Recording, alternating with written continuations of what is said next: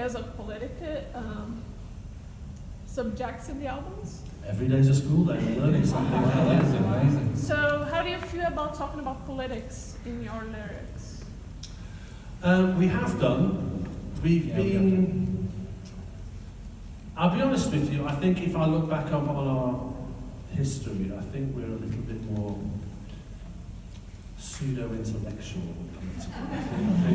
I think lyrically I get wrapped up in my own kind of thoughts, but we have touched on politics. I mean, obviously, the Dazzle Ships album is infused with Cold War politics, and I mean, I recall actually that one of the problems we had with that album was that we sampled a lot of it. A huge amount of the shortwave radio stations in Europe were communist propaganda stations, so we had loads. And we wanted to use the call sign from Radio Swiss International, and they demanded to hear the whole album, and they said, well, we're the only, they call themselves neutral, but they're capitalists. We're the only capitalist station that you've got Radio Prague and Radio Tirana, and so you can't use our call sign. And so the album was considered, on balance, it was considered to be essentially a communist album.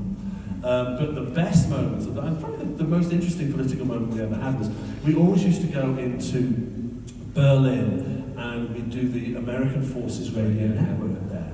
And we got invited, it was the same guy, and he said, should we do something really crazy? I said, what? I said, the album starts with the call sign of Radio Prague. Let's play that on the American Forces Network. They'll think the communists have already invaded. This is really And so AFM played Radio Prague call sign, and we just thought, now that is cool. I'm amazed he didn't go to jail, actually. But so we are very politically aware as people, but we've just been very conscious of not to be sort of politically preachy in our songs. It's a difficult thing to do, I think, to find... Again, it goes back to the thing about taking a strong lyrical idea and actually making something great music out of it. I mean, there are great political pop songs. I would have struggled to combine what are powerful enough lyrics with melody, I think. Well, I can say that from your first album, Bunker Soldiers was the track that got banned, that got the whole album banned. Oh, really? That got us banned, that's Wow. How cool is that? Yeah, I mean, actually, I don't know wear this as a badge of honour, actually. Yeah, thank you for telling us. Banned by military dictatorship. We'll take that one. We've got time for one more question. Real quick, back up. Pretty in Pink. Yeah. How's your experience with John Hughes?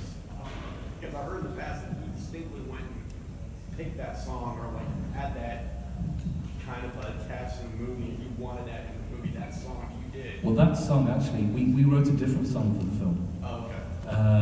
The film has a different ending. How many people know that? The original ending of Pretty in Pink completely different. was Andy ends up with Ducky, and all the teenage girls go, no, he's her friend. No, reshoot that.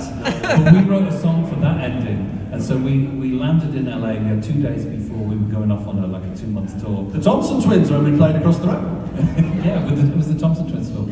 And so we had this recording that we're just going to mix. But we had this message as soon as we landed, get in touch, from John Hughes saying, get in touch.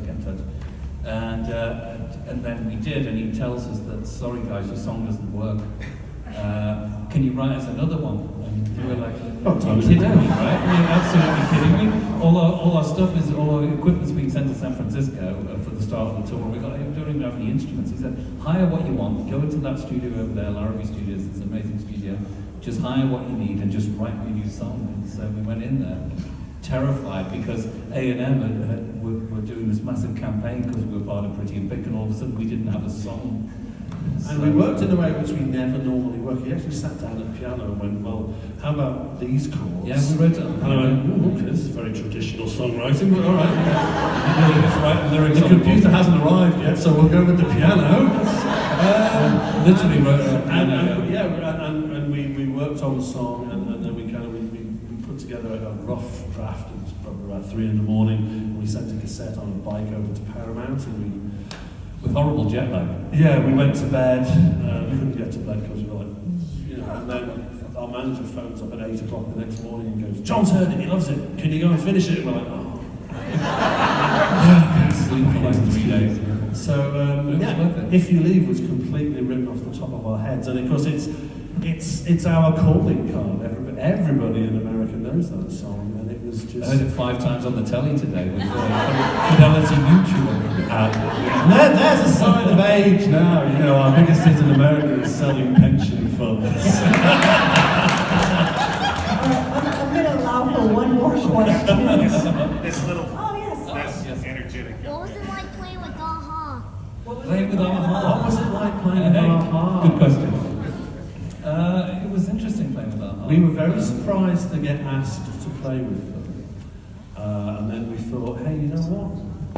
We think we're good on stage. We'll go and see if we can steal some of their audience. And we did.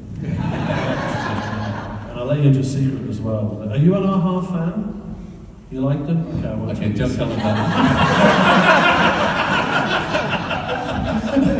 They're lovely people. And Max came to see us, and he was really sweet. But yeah, it was great. We went out there, and there was a whole bunch of ladies of a certain age who were Morton Harket fans, and we stole their audience. Oh, that's funny. All right, well, thank you so much for the conversation. It's been a lot of fun. It's really nice to meet you. Thank you. Thank you all for coming. And enjoy this amazing exhibition. Enjoy it.